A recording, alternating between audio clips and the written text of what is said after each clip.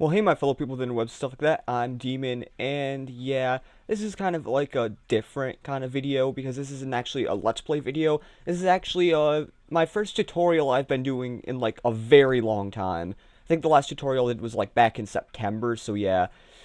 Yeah, so basically this tutorial is basically on how I make backgrounds and how you can make backgrounds, or like how to make backgrounds and stuff. So yeah, just saying that for making backgrounds I use Paint.net, not Photoshop, because basically Paint.net is actually kind of like Photoshop, just maybe not the textures, and you can't do everything in Photoshop that you can do in, well, basically you can't do everything in Paint.net that you can do in Photoshop. That's what I'm trying to say. So basically now opening Paint.net, as you see, I have this template here, which is basically the template I use. Then I have this template here, which is a template that I'll give to other people. Like my friend Pokemaniac51 actually uses this template. And you might be noticing that this has a fade to black in it, and this one doesn't. It's because this one is the one I'm going to be showing you how to do it on, because you can't really tell you how to do this when it's already there, but whatever. So now, actually starting with the background is the template, which normally I used to think was the hardest thing for actually making a background, because the template was so hard to get. Basically, this template I've tested, it fits the Cosmic Panda layout perfectly. This is the one I use on my channel. It fits the Cosmic Panda layout perfectly, and yeah. So yeah.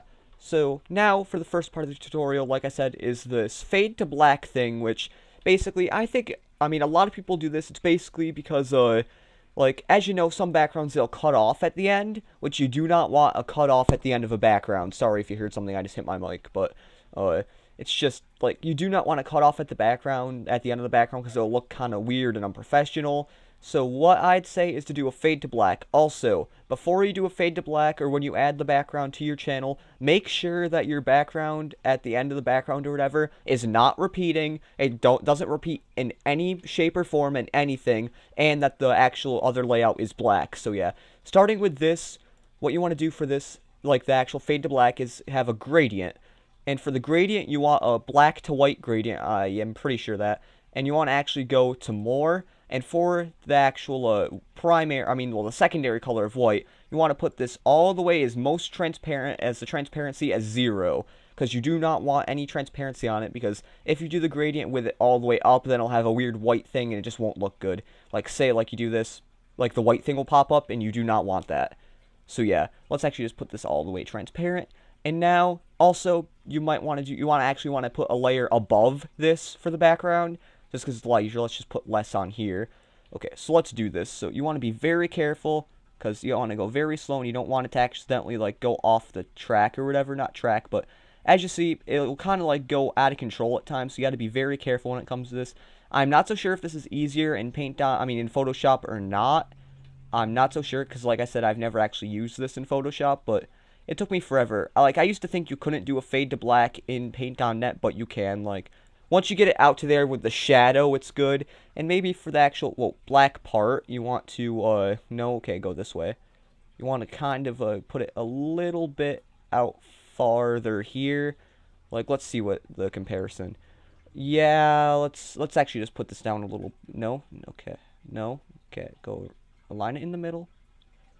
And go down just a little bit. Okay, there we go. That's about probably as good as I'll get to the fade to black. So now, as you see, it actually looks pretty cool with actual fade to black on there. And now you might be wondering, well, it kind of looks a little bit boring because it's just a transparent background with this and the fade to black. So what you actually want to do is you want to have to get like a good background. Like for this, I'll just try to find a background I can use. Let's see, where is there a background? I'll probably just use it like if I was doing... Okay, actually, let me use this. Say you're doing like Pokemon Fire Red or something, and you're using this Kanto background or Kanto file or whatever.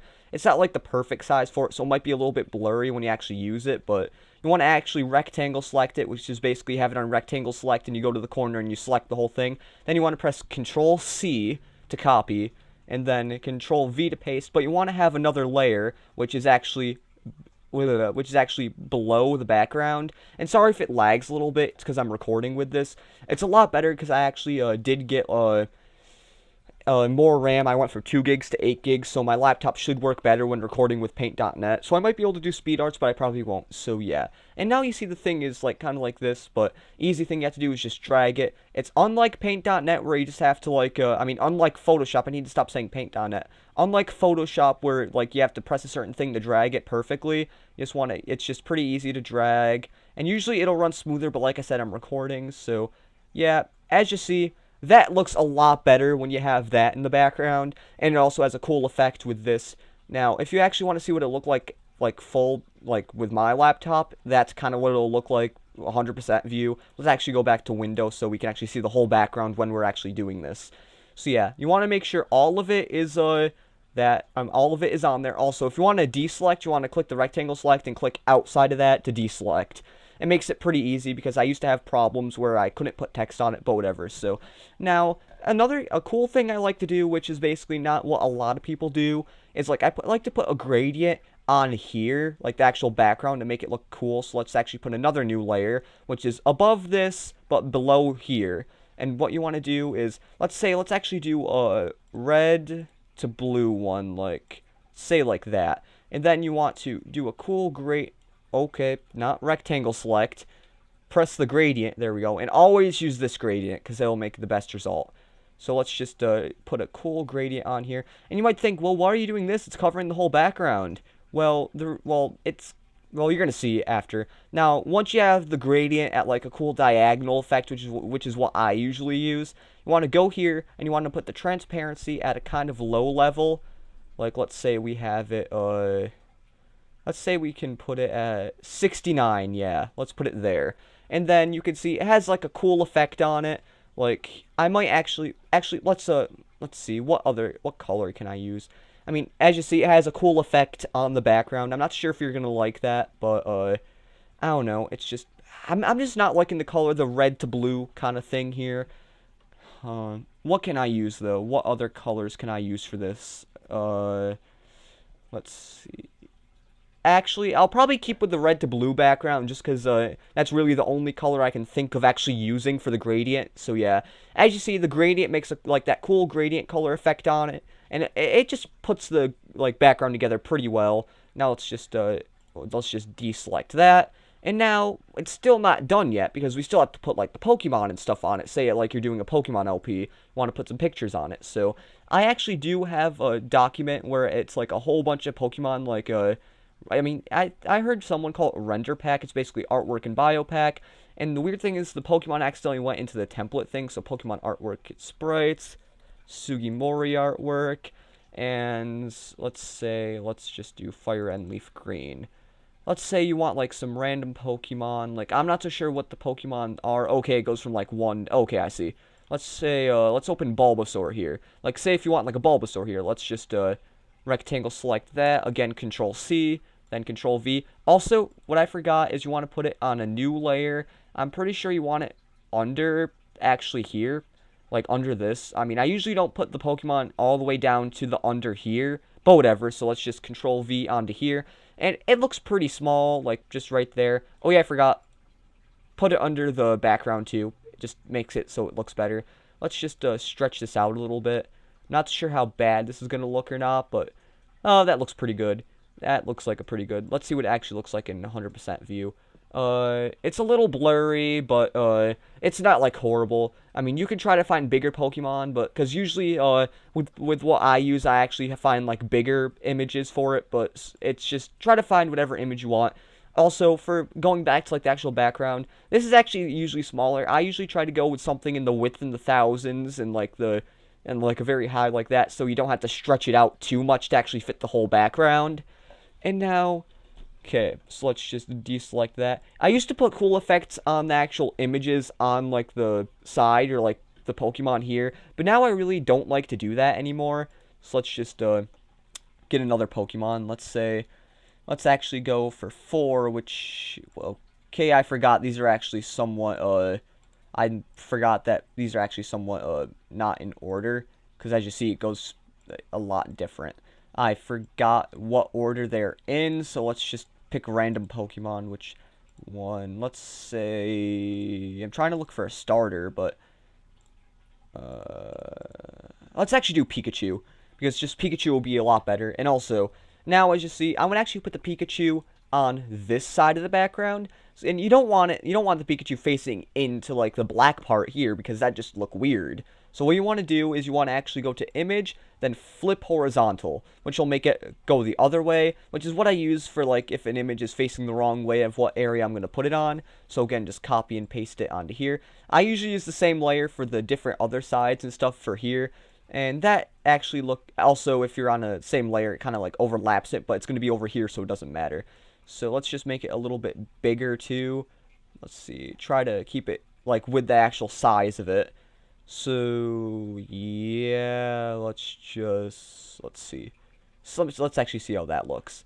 And that actually looks pretty cool right there. I mean, as you see, 100% view, like it doesn't look the perfect, but it has a cool effect with the actual background and stuff.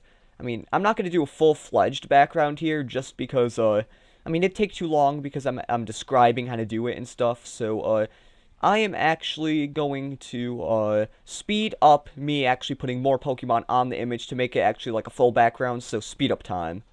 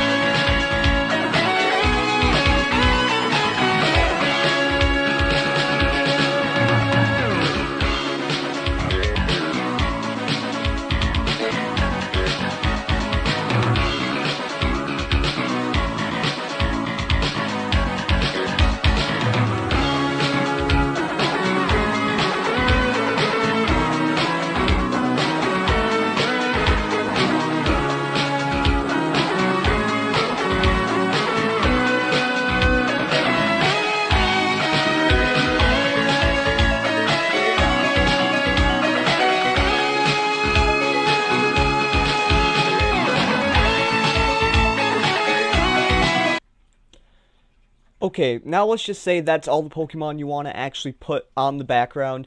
Yeah, the Pokemon I use, since they're kind of small of a figure, they actually don't look that good when you actually zoom them in.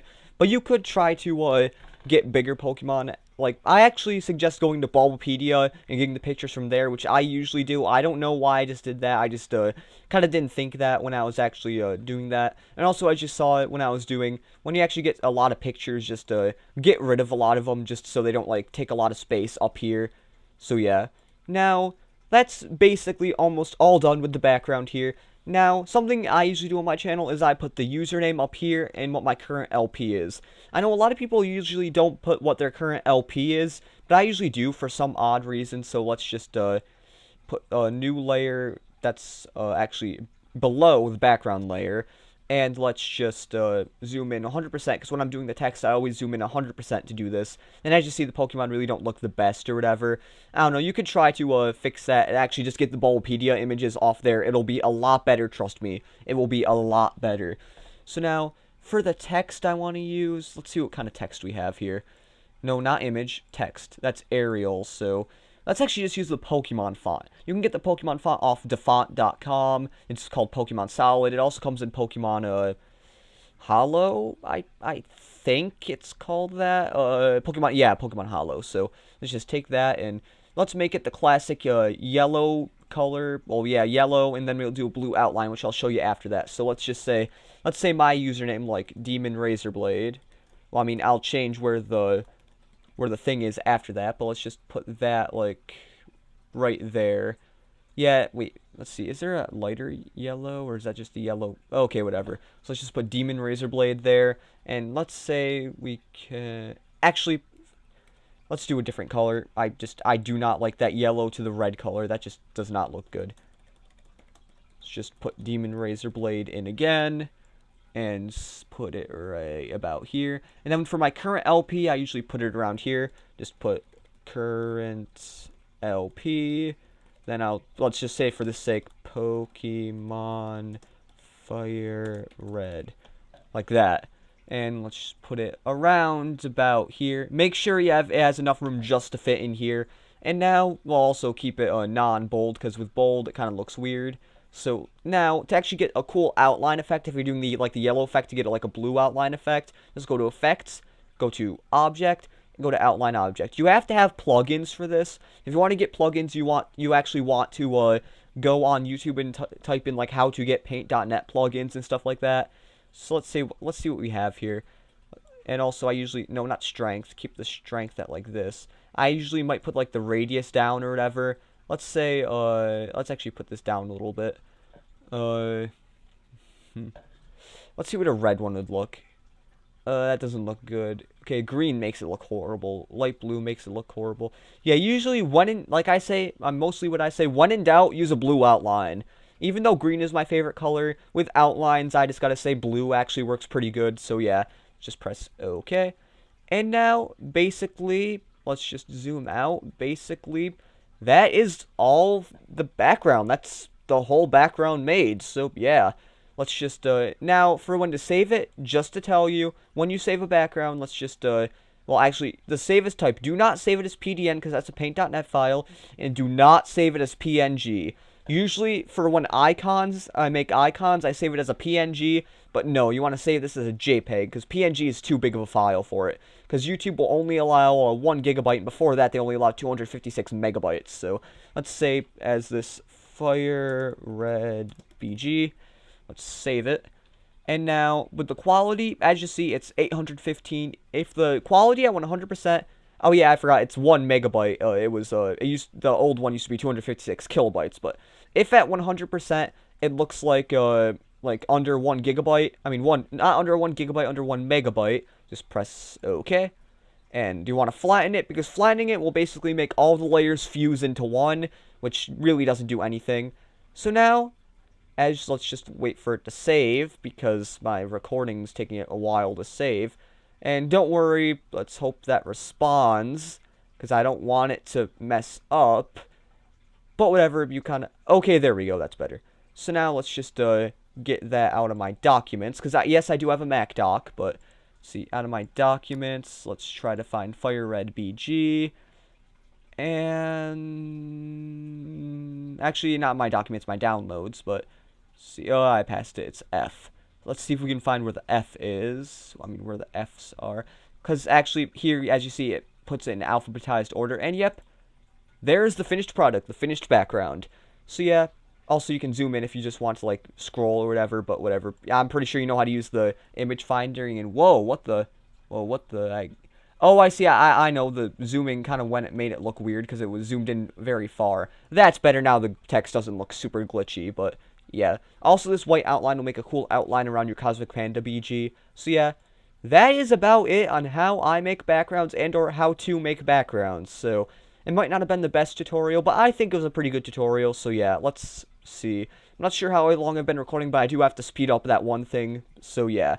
So this has been DemonRazorBlade saying see you later and goodbye, and see you tomorrow for the Mario Kart Wii Special Cup, and see you in the other days for the Super Mario Galaxy 2 episodes. So see you later and goodbye.